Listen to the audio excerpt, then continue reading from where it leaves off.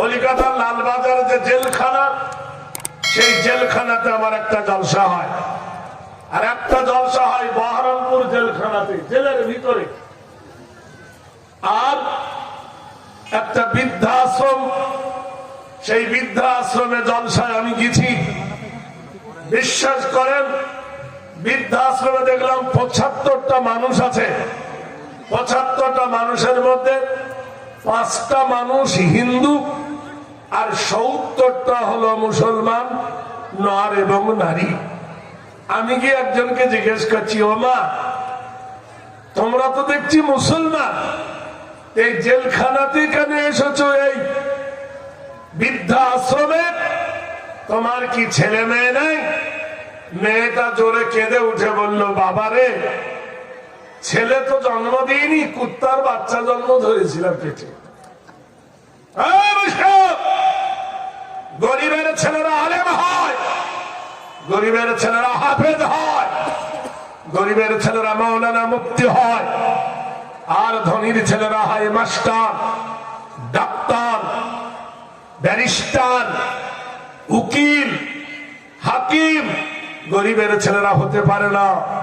কিন্তু খবর নিয়ে দেখো, একটাও গরিবের মা বাপ বৃদ্ধাশ্রমে যায় নাই। বৃদ্ধাশ্রমে যারা গেছে, হয় মাস্টারের মা, না হয় ইঞ্জিনিয়ারের মা, না হয় হাকিমের মা, না হয় উকিলের মা। তাদেরকে বৃদ্ধাশ্রমে দিয়েছেন লাখ লাখ টাকা খরচ করে। ছেলেকে এমবিবিএস পাস করেছো, এমবিবিএস ডাক্তার বানিয়েছো, কোটিপতি করেছো ছেলেকে সুখ দেওয়ার জন্য। পরিণতি দেখো কত খারাপ। তোমাকে বৃদ্ধা বয়সে দুটি নুন ভাত খাওয়ার বদলে তোমার গুমুত কাটতে হবে বলে বৃদ্ধাশ্রমে ফেলে দিয়ে আসা হয়েছে। বছরের পর বছর ছেলের সঙ্গে বাপের সম্পর্ক হয় না। বছরের পর বছর মা তার নয়নের তালা কলেজার টুকরা বেটাকে দেখতেও পায় না। যদিও কোনো ভাগ্যক্রমে, ভাই কাজটা কথা বললাম, যদিও কোনো ভাগ্যক্রমে 6 ভাই 1 মা পালি করে ভাত দেয়। কি করে? আমরা যখন ছোটবেলায় জায়গিরি থাকতাম, 7-8 বাড়িতে একটা তাল মিলে, কত বাড়িতে একদিন করে পান। এইরকম মা দুটো ভাত খাবে। এক ভাই ডাক্তার, এক ভাই মাস্টার, এক ভাই উকিল, এক ভাই হাকিম, এক ভাই এমএলএ, এক ভাই পঞ্চায়েতের সদস্য। 6টা উইকেট যার বাড়িতে, তার বাবা মা বাড়ি বাড়ি পালি করে খায়। তুই সোমবার, তুই মঙ্গলবার, তুই বুধবার, তুই বৃহস্পতিবার। বউ যদি দেয় না, বেটা যদি বলে দেব, বউ বলে হবে না, ওরাও তোমার ছেলে, তোমার ভাগ করে খাও। 1 কোটা ভাগ। তাই ভাগ করে সত্য করে বলো, মাকে বেশি ভালোবাসি না বউকে বেশি ভালোবাসি? কথা বলে না। ভাই কাকে বেশি ভালোবাসি গো? হ্যাঁ, বউকে বড় ভালোবাসি, থাকবি মা তুই বাড়ির দাসী। বুঝে সুঝে চলবে মা গো, লাঠিতে পীর বাঁচবে না, বউকে কিছু বলো না। বউ পালালে বাপের বাড়ি, মরব খেয়ে ঘুমের ভরি। বুঝে সুঝে চলবি মা গো, বুঝে সুঝে চলবি মা গো, লাঠিতে পীর বাঁচবে না, বউকে কিছু বলিস না। বউ আমার একলা বাপের একটাই মেয়ে, লাখো টাকা খরচ করে দিয়েছেন বিয়ে। বন্ধুরে আমার, যেখানে কোরআন আল্লাহ বলছেন লা তা'বুদু ইল্লাল্লাহ ওয়া বিল ওয়ালিদাইনি ইহসানান, আল্লাহ ছাড়া কারো ইবাদত করো না, আল্লাহ ছাড়া কারো উপাসনা করো না। ওয়া বিল ওয়ালিদাইনি ইহসানান, তোমার মাতা পিতার সহিত সৎ ব্যবহার করবে। মা বাপের সঙ্গে মার্জিত হয়ে কথা বলবে, উচ্ছৃঙ্খল হয়ে কথা বলবে না। উগ্র মেজাজে কথা বলবে না, জোরে ধমক দেবে না, যা কিছু বলবে যেন মা বাপের সঙ্গে ব্যবহার ভালো হয়।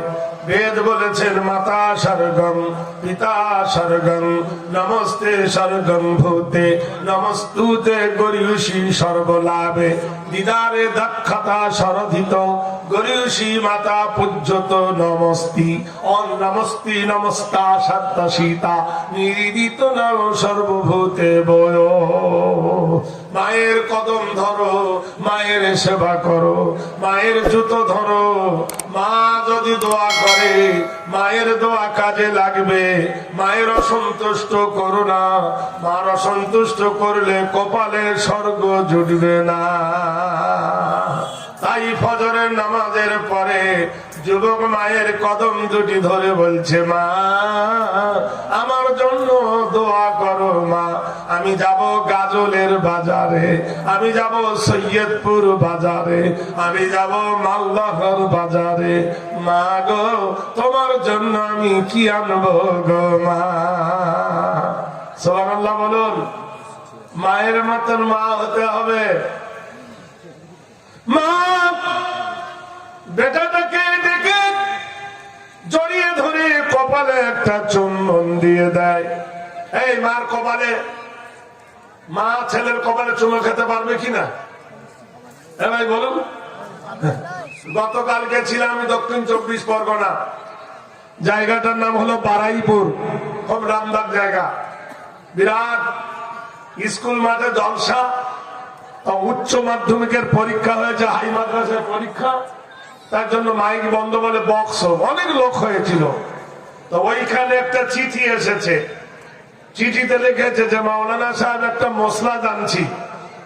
আচ্ছা, মশলা জানার জন্য মাদ্রাসায় বড় আলেম আছেন, সেই সব আলেমদের কাছে যান। আমাদের কাছে মশলা জেনে কি করবেন? কেননা মশলার ঘাটি নিয়ে বসে আছে সৈয়দপুর মাদ্রাসা, খড়দহিল মাদ্রাসা, দলিলপুর মাদ্রাসা, বড় বড় ফাজিলাতুল সাহেব, যারা প্রতিদিন বুখারী শরীফের দার্স দেন, যারা প্রতিদিন বুখারী শরীফের সবক দেন, যারা প্রতিদিন বুখারী শরীফ যাদের মুখ দিয়ে কোরআনের ইবারতের মধ্যে বার হয়, তাদের কাছে মশলা জানেন গা। মশলা সঠিক দেবে, সঠিক হবে। তুমি এইখানে মশলাটা কি, সভাপতি কাগজটা নিয়ে হাসছে, তাতে লিখেছে কি জানেন? লজ্জার কথা বলছে, আমি শাশুড়ি আমার জামাইয়ের মুখে চুমো খেতে পাবো কিনা। এর ওষুধ আছে? তা আমার যিনি সভাপতি ছিলেন, উনি ছিলেন ঠাকুরচক মাদ্রাসার শেখুল হাদিস মাওলানা উসমান গনি, হলো আমার ছোট ভগ্নিপতি। উনি আমার ভগ্নিপতি হলেও আমি ওনার কাছে পড়েছি, উনি আমার ওস্তাদ। উনি চিঠিটা নিজে না দিয়ে একজন মাদ্রাসার শিক্ষককে দিয়ে আমার কাছে দিলেন। চিঠিটা আমি পড়লাম, তা আমি বললাম অ্যালোপ্যাথিক ওষুধ দেবো না হোমিওপ্যাথি দেব? আবার লিখেছে, আমি বলি হ্যাঁ রে মা, তুই তোর জামাইয়ের মুখে চুমো দিতে যাবে কেন? তোর কি স্বামী নাই? কথাটা ভালো করে বুঝুন। কত বড় সর্বনাশী ফতোয়া দেখো। ওর নিজের স্বামী থাকতে ও জামাইয়ের মুখে চুমো খাবে। আর বলবো অ্যাঙ্গেলে, বললাম অ্যাঙ্গেলে। ভারতবাসীরে, তাজা রক্ত মুসলমানদের বুকে জ্বলতেছে। ভারতবর্ষের মাটিতে 31 বছর হলো মুসলমানদের বাবরির কবর হয়ে গেছে। জেনে রেখে দিও বন্ধু, ভারতের মাটিতে মসজিদ ভাঙে নাই, কপাল ভেঙেছে। এই ভারতবর্ষের মাটিতে তখনকার যিনি বাদশা ছিল আর এখনকার যিনি বাদশা, আপনারা তো জানেন, তার নামটা শুনলে শিউরে উঠবেন। এই পৃথিবীর মাটিতে কেউ বাবরি বলে বেশি লোক জানতো না, আর রাম মন্দির বলে কেউ ভারতের অর্ধেক লোক জানতো না। আমারও তো এর পূর্বে অত জানা ছিল না যে বাবরি মসজিদ কবিগে কাঠা কি ছিল। এসব হলো রাজনৈতিক খেলা, রাজনীতির খেলা খেলে জনগণের কানে তুলে দিল এটা মসজিদে বাবরি আর এটা হলো রাম মন্দির, এটা হলো ইস্যু। এই ইস্যুকে কেন্দ্র করে ভোট নেওয়া, মানুষ যাতে বাবরির আন্দোলন করতে না পারে কুচকুচি একটা ব্যারাম দিয়ে দিল, নাম শুনিয়ে দিল, তার নাম হলো এনআরসি। এনআরসিতে দলিল ঠিক করো, রেশন কার্ড ঠিক করো, ভোটার কার্ড ঠিক করো, প্যান কার্ড ঠিক করো, ব্যাংকের নাম ঠিক করো, বাপের নাম ঠিক করো, রেকর্ড দেখাও, পর্চা দেখাও, তোমার বাপ ছিল কে, তোমার দাদু ছিল কি, তুমি ভারতী না তুমি বিদেশি। এই গন্ডগোল পাকিয়ে যখন সবাই পাগল হয়ে ছোটে, হাজার হাজার মানুষ ছুটলো, ওগো আমার নামটা ঠিক করে দাও। কারোর নাম হলো ফকির উদ্দিন, কারোর নাম হলো ওকির উদ্দিন, কারোর নাম হলো স্বপন, কারোর নাম হলো তপন, কারোর নাম হলো বলাই, কারোর নাম হলো কলাই, কারোর নাম হলো লালু, কারোর নাম হলো লিলু মুসলমানের নাম, কারোর নাম হলো সেন্টু, কারোর নাম হলো বল্টু, কারোর নাম হলো পল্টু। মেয়েদের নাম ওই রকম সোনালী, কারোর নাম শ্যামলী, কারোর নাম হলো মমতা, কারোর নাম হলো সুজাতা, কারোর নাম হলো পুকনি, কারোর নাম হলো চুকনি। নামের শেষ নাই, মুসলমান নাম রাখতে জানে নাই। ভাইরা এই নাম নিয়ে গন্ডগোল, মায়ের সঙ্গে মেয়ের নাম নাই, মেয়ের সঙ্গে মায়ের নাম নাই, বাপের নাম রেখেছে শেখ, বেটার নাম রেখেছে সরকার, এত নামের গন্ডগোল। সেই সময় ভারতবর্ষের তোলপাড় তোলপাড় চড়ছে, জনগণের মধ্যে মতনৈক্য দিয়ে সেই সময় রায় হয়ে গেল যে ভারতবর্ষের মাটিতে মন্দির ভেঙে জহিরুদ্দিন মোহাম্মদ মসজিদ বানিয়েছিলেন, নাউজুবিল্লাহ পড়ুন। সেই জায়গায় বাবরিকে কবর দিয়ে 1800 কোটি টাকা দিয়ে মন্দির তৈরি হলো। হে মুসলমান, কোথায় আছো? নজর উঠিয়ে দেখো, নজর তালিয়ে দেখো, সেদিন আর বেশি দেরি নাই। ভারতবর্ষের মাটিতে রামলীলা প্রতিষ্ঠিত করার জন্য কোন মন্দির জায়গা দেয় নাই, কোন গির্জা জায়গা দেয় নাই, কোন ঘর জায়গা দেয়নি। ঘর দিল মুসলমানদের ঘর, সেই ঘরটার নাম হলো মসজিদে বাবরি। জোরে বলুন নারায়ে তাকবীর। রাম আর সীতা যখন মসজিদে ঢুকেছে, মুসলমান হতে আর বেশি দেরি নাই, ঢুকেছে তখন মুসলমানি দিয়ে কবে করিয়ে নেব।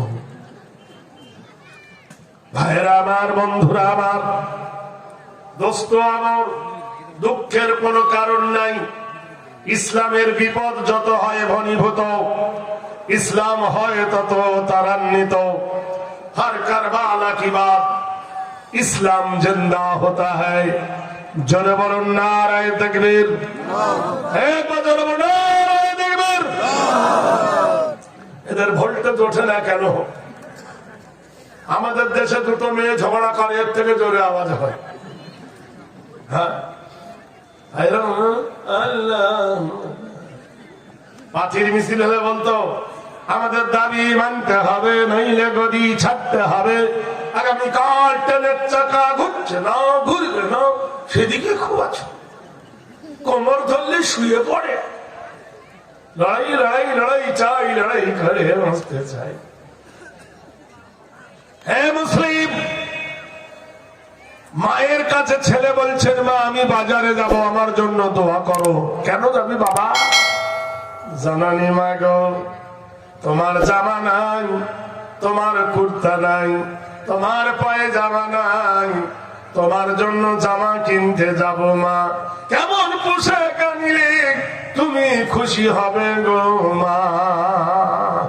কোনদিন মাকে জিজ্ঞেস করেছেন আমার কেমন শাড়ি তোমার জন্য আনবো? প্রধানমন্ত্রী কানে পিন করে দেবে, বউ এই রঙের শাড়ি আনবেন, অমুক মাওলানার বউ সেদিন পরেছিল যেমন শাড়ি ওই রকম শাড়ি আনতে হবে। 30টা দোকান থেকে বেছে শাড়ি এনেছেন। বিবিকে বলছে আনোয়ারা শাড়ি পছন্দ হয়েছে? 3 কেজি মুখ ছিল, 9 কেজি হয়ে গেছে। তুমি চিনতে জানো না, তুমি চিনতে জানো না। আর রিজালু কাওয়ামুনা আলান নিসা, ও নারী তোমার উপরে তোমার স্বামীর দায়িত্ব দেওয়া হয়েছে হাকিমের ন্যায়।